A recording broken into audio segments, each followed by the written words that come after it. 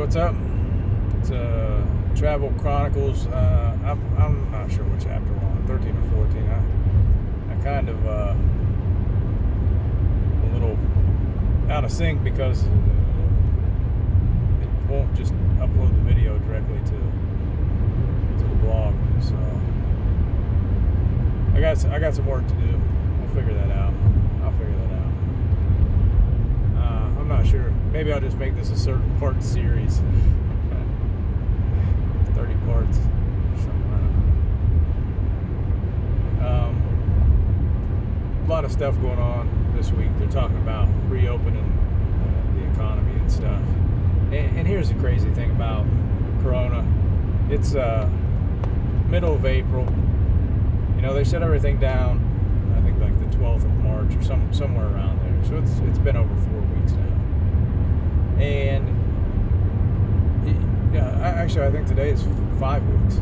So, you know, they make that statement to shut everything down to try and limit the spread of the virus.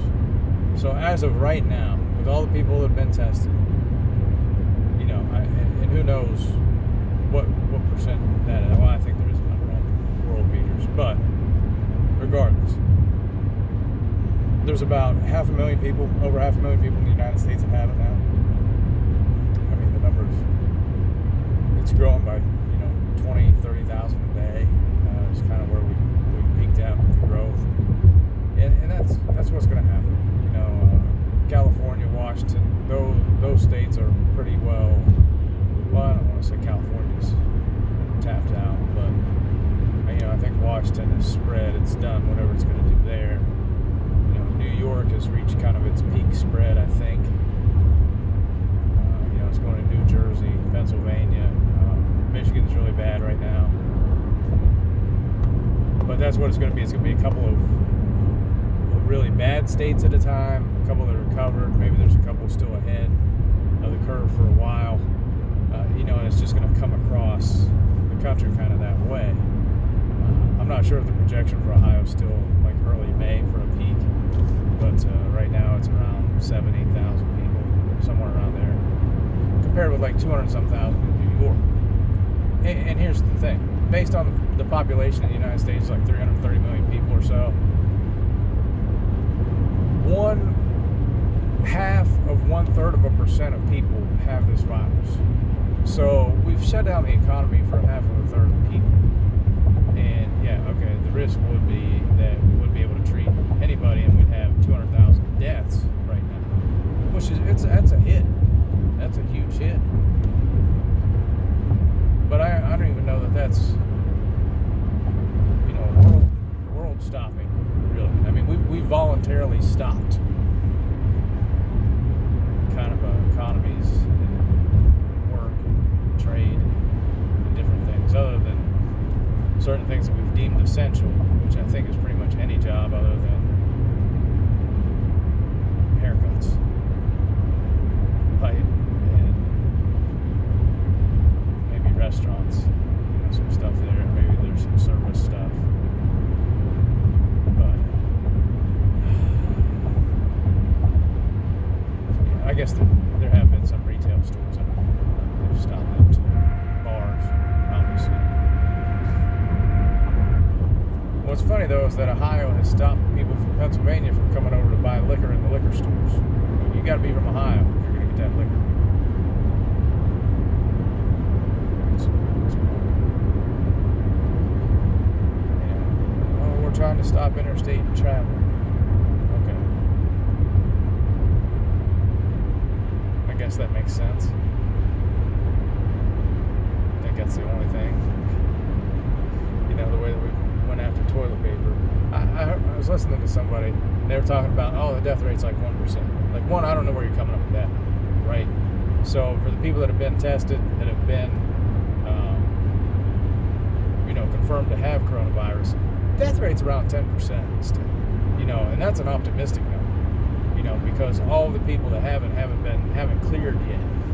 But, they're basing this on the China numbers to start with at 3 or 4%. But honestly, that was probably after a month or so, and then they quarantined like an entire, probably 80 million people, like harsh quarantines. So I don't know if that number's valid at all. But looking at, the rates in Italy, Spain, those places, in the U.S. so far, it's 10% or more. That's of all people have. I mean, even if we stopped right now today and said, okay, we're done. Everybody that has it is fine. Nobody else is getting it.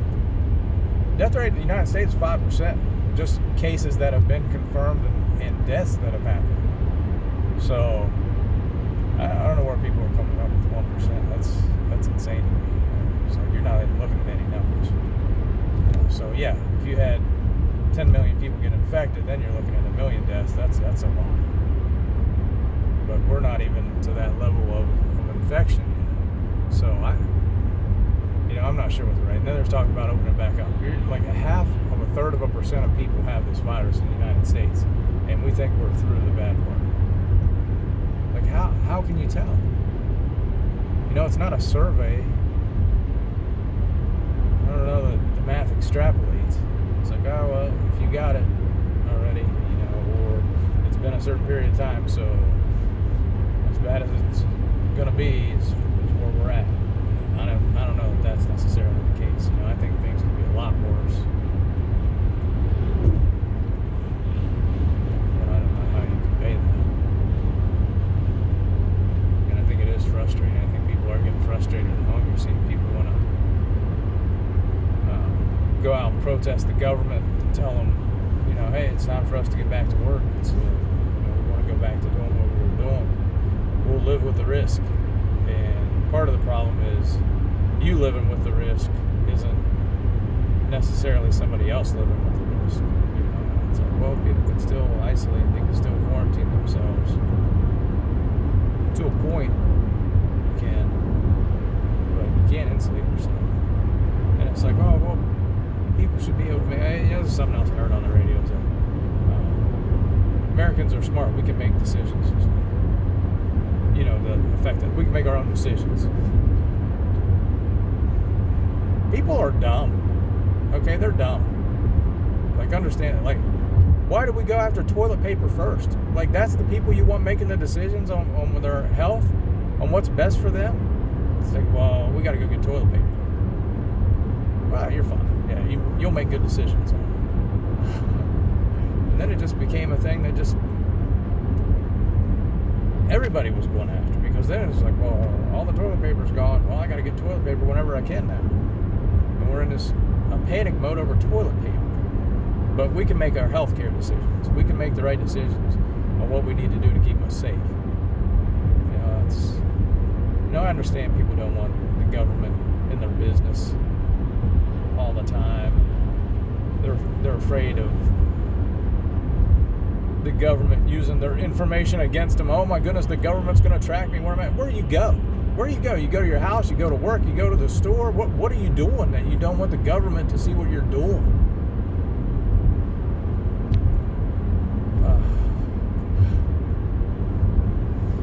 It's just so, and I understand personal freedom and people want to be free, and you're still free. You can still go make a decision, but there are consequences that are going to come with your decision. And the problem right now is that, social media, well, probably just social media, like, people are going to hold you accountable to what you're doing. And even if you don't want, Google or the phone company or anybody to release your travel records, because you got your phone, it's got GPS, they know where you're going, what you're doing. It's like, he's in some underground gambling porn thing. Just where are people going? What are you doing? It's like, we could use this information to, fight the infection and quarantine the people that need to be quarantined, and give them notice that they may be infected. Like, wow, that's terrible. Can't let them know where I'm at. Can't let them know where I've been. But we're okay to make decisions on our own.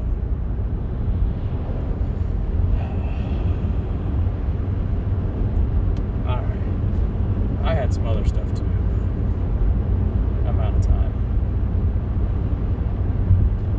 That may be all for this week. I need a weekend because this week's been rough.